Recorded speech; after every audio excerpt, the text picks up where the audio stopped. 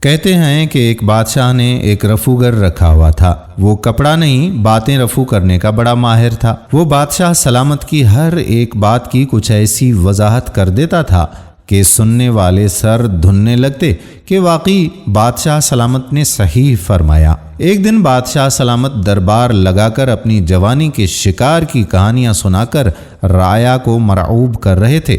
جوش میں آ کر کہنے لگے کہ ایک بار تو ایسا ہوا کہ میں نے آدھے کلومیٹر سے نشانہ لگا کر جو ایک ہرن کو تیر مارا تو تیر سنسناتا ہوا گیا اور ہرن کی بائیں آنکھ سے لگ کر دائیں کان سے ہوتا ہوا پچھلی دائیں ٹانگ کے کھور میں جا لگا۔ بادشاہ کو توقع تھی کہ عوام مجھے بہت داد دے گی، لیکن عوام نے کوئی داد نہیں دی۔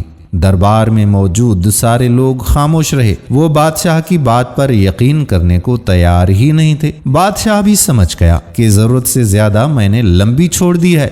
اپنے رفوگر کی طرف دیکھا تو رفوگر اٹھا اور اٹھ کھڑے ہو کر کہنے لگا کہ حضرات، میں چشمدید گواہ ہوں اس واقعے کا۔ دراصل بادشاہ سلامت ایک پہاڑی کے اوپر کھڑے تھے اور ہرن بہت نیچے تھا۔ ہوا بھی موافق چل رہی تھی، ورنہ تیر آدھا کلومیٹر کہاں جاتا ہے۔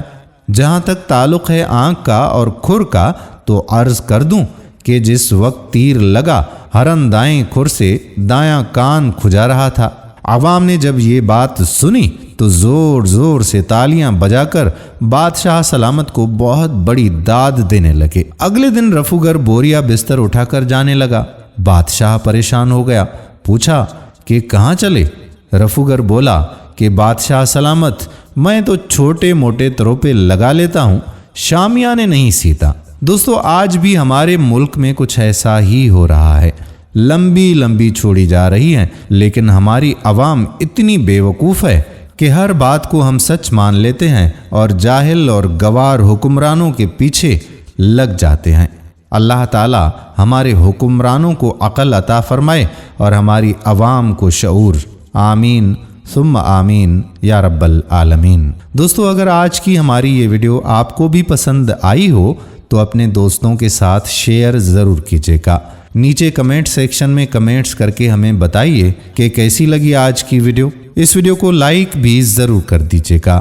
آنے والی ویڈیو تک آپ کا اپنا میزبان قادر بخش کلہوڑو آپ سے اجازت چاہتا ہے۔